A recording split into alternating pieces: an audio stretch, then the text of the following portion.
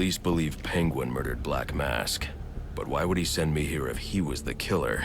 It doesn't add up.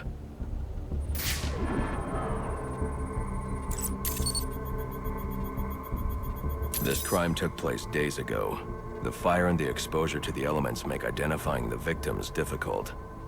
The male victim is wearing a black mask, but I can't positively identify him as Roman Sionis without a DNA analysis. Something I can't do in the field.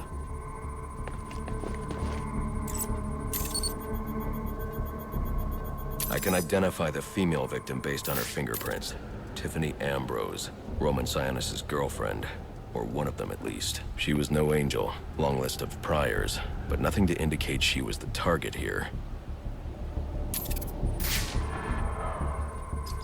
The fire spread as a result of a Molotov cocktail thrown into the room. It may have been intended to destroy evidence.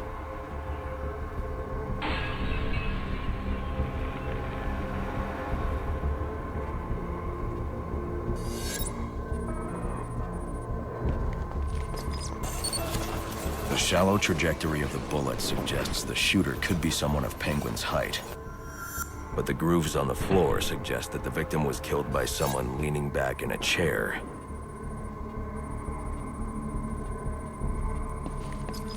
This bullet was fired from a revolver.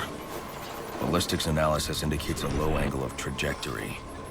The shooter could have been someone of Penguin's height. But the pattern in the gunpowder residue suggests the bullet was actually fired by someone lying on the ground. These fingerprints are a match for the Penguin, but they're on top of the soot from the fire. The cops were right. Penguin was in the room, but these prints prove he was here after the murders were committed. If he didn't kill Black Mask, who did? The only thing I know for certain is that Tiffany's shooter was lying on the floor. But why? These white streaks are shoe polish. Whoever shot Tiffany was being dragged along the floor. Besides the victims, there were two other people in the room. Tiffany's shooter, and whoever was dragging the shooter. The location from which the male victim was shot may tell me more.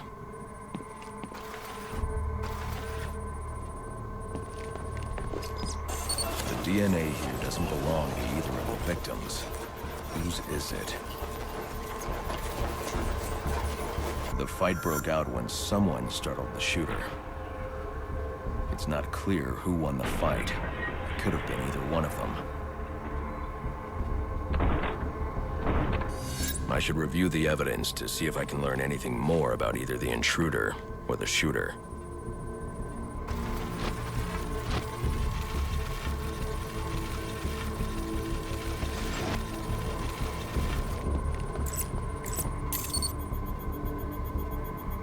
Fabric analysis indicates the intruder was wearing a white suit or sport jacket.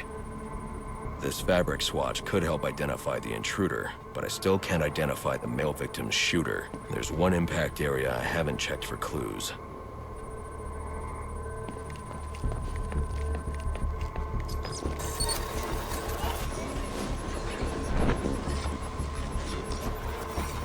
This DNA is from the female victim. The level of oxidation suggests it's been here for several days. If I review the evidence, I may be able to find out what she was doing when she was attacked.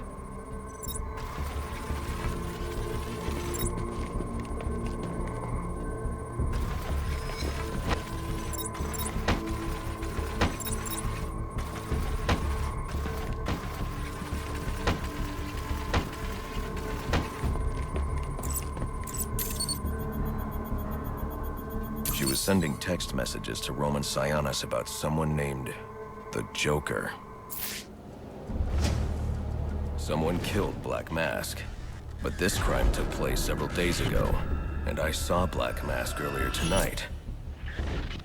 The only answers I have raise more questions. Who is the Joker? Was he the killer here, or is he one of the assassins? I have a body, an unknown shooter, and an unknown assailant who attacked the shooter.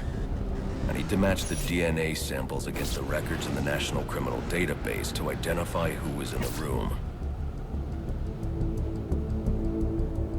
Alfred, I need access to the National Criminal Database. Well, the only way to do that would be to infiltrate the Gotham City Police Department. Then that's where I'm going. Sir, you'd need to physically hack into their servers. If you insist on doing something that foolish, you'll need a powerful, non-lethal weapon. I recommend coming back here to pick up your concussion detonator. Not a bad idea.